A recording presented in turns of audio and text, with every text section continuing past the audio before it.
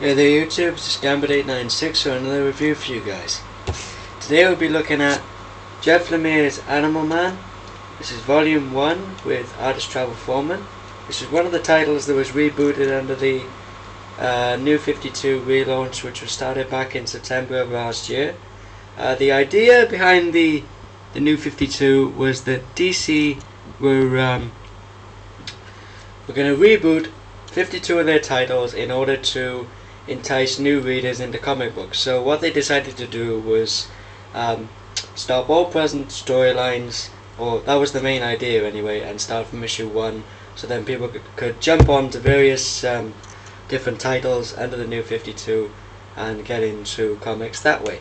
But the fact remained that some of the titles were not as user friendly as DC sort of made them out to be, but then again there were also some great titles like this one that I'm holding in front of you guys that is very user friendly, and you don't need any prior knowledge of Animal Man up until this point, or you can just jump straight in and just enjoy the story. So like I said, this reprints the first 6 issues of Jeff Lemire and Travel Foreman's run on the character. We follow Buddy Baker, aka Animal Man, as he tries to balance his superhero life and his family life as well. Right from the get-go, one of the things that I was most impressed with this book was that we get introduced to Buddy through an interview which he's having with an interviewer about his life up until this point. There's a great sketch by Travel Foreman at the front cover, which again goes to show that artists normally, they don't need colours and inks in order to show you their artistic talent, so to speak. So like I said, this interview covers Buddy Baker, aka Animal Man's fundamentals as a character. Up until this point, he's been a superhero, he's been a movie stuntman, he's been an actor, and now most recently he's become an animal rights activist.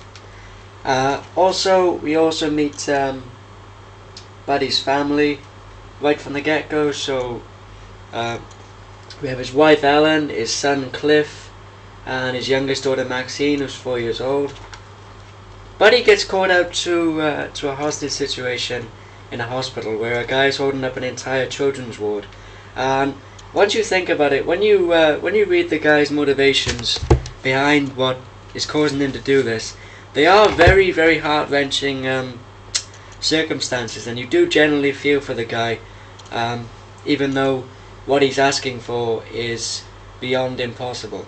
But again, you have Buddy trying to reason with the guy, but unfortunately things don't go exactly according to plan. One of the things that DC are apparently doing under the New 52, which when I've watched previous videos from people doing their top 10 of the New 52 and stuff like that, sometimes they've put some of the New 52 reboot comics down sort of the horror and the creepy road, so to speak, and this is no exception. I mean, Buddy just starts bleeding from the eyes all of a sudden. Let me just see if I can get that a bit closer in the frame for you guys. Sorry, I'm just putting it this close to the camera because the draw distance on my mobile phone's camera, it's okay from a long distance, but in order to show you guys off the artwork, I'll see if I can get most of it in the frame for you guys. Let me see if I can find one of Travel Foreman's great covers for you guys as well, so you can see. I mean, this is just, let me just see if I can, there you go. There is just, these covers are just fantastic. I mean, I first became aware of this title through a fellow YouTuber called Ghost Critic, among some others that I've subscribed to, and I watch their videos on YouTube. But also Jeff Lemire, who was a writer on this, I first became aware of his writing talents on Sweet Tooth over in Vertigo, which is another great title. If you haven't read any Jeff Lemire at all, I highly recommend either this or his Sweet Tooth graphic novels over at Vertigo. So like I said, we've met Buddy's family, we've sort of seen the we've seen the creepy side of things. You know, we've seen the what's going on with Buddy and his family in general. Let me see if I can show you guys one of the monsters that appears. Hopefully I'll try and find a page where it's not spoilers or anything, because obviously the last thing I want is to spoil the book for you guys. I mean, here's one that eventually comes after Buddy's family. I mean, these monsters are just absolutely horrific. If you saw one of these walking down the street in front of you, you'd turn around and you'd run 1,000 miles in the opposite direction as fast as you could.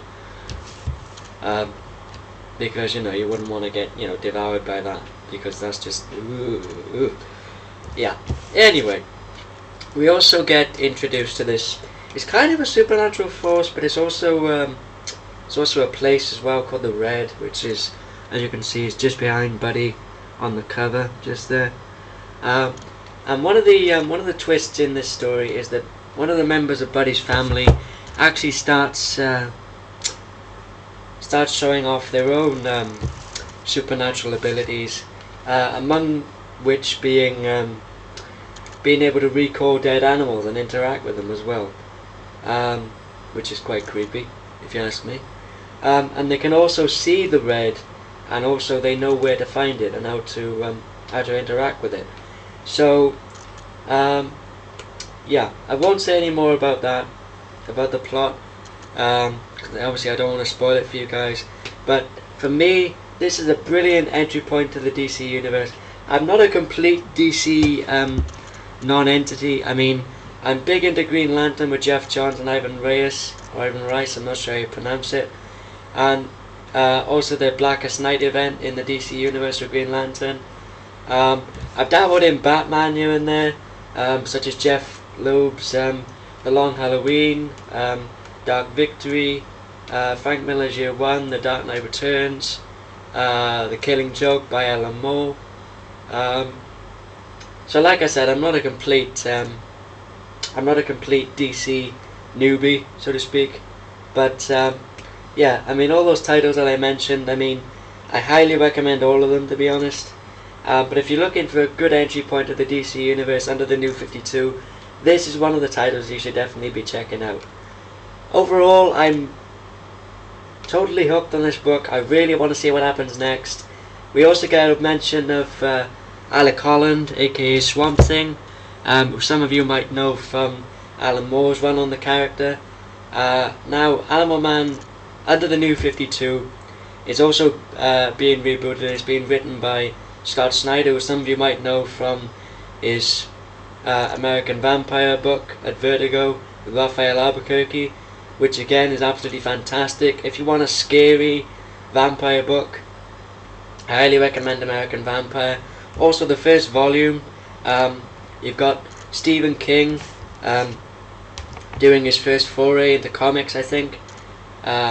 So yeah, Stephen King is obviously one of the collaborative writers on American Vampire Volume 1. Also, Raphael Albuquerque's artwork is just fantastic. You might also know Scott Snyder from his run on Detective Comics called The Black Mirror with Francesco Francavilla, I'm not sure how you pronounce it, and Jock, who worked with Andy Diggle on The Losers. And most recently you have him on his Batman Gates of Gotham story arc, and also Batman the Court of Owls with long-term Spawn artist Greg Capullo. Also a bit of information for you guys. The first trade paperback of Scott Snyder's Swamp Thing is called Raise Them Bones, and it's due for release towards the end of August this year. So I picked this up in my local comic book store which is called Nostalgia and Comics in Birmingham. If there's anybody in the Birmingham area who wants to get into comics or wants to know where the most local comic book store is, I'll put a link to their Facebook page. I'll also put a link to Ghost Critics YouTube channel, who piqued my interest in this title along with some other reviewers, but also Ghost Critics videos, they're just absolutely fantastic. And I'll also throw in a link to Jeff Lemire's first volume of Sweet Tooth, so I'll put a link to that in the description box as well for you guys. And also, if you're a big fan of the supernatural and you like this book and you like the supernatural aspect, I also highly recommend John Constantine Hellblazer, which is with John Constantine, who was a character created by Alan Moore, who made his first appearance in, I think, 2 of his Swamp Thing issues, I think, when he was doing the run on the character. So I'll put a link to the newest edition of the first volume, which is called Original Sins, which was written by Jamie Delano. I think it reprints the first 8 or 9 issues of Hellblazer, plus the 2 Swamp Thing issues where John Constantine makes his first appearance. So if you guys, scroll down to the description box, I'll have all those links ready for you guys. So, like I said, overall, I highly recommend this book. Go pick it up, it's absolutely fantastic. Or, if you haven't been picking up the single issues, see if you can, find the back issues and get into this book, because it's absolutely fantastic. Yeah. So if you like this video, guys, please comment, rate, subscribe, and I'll see you guys again very soon. This is Gambit896, signing off. Take care, guys.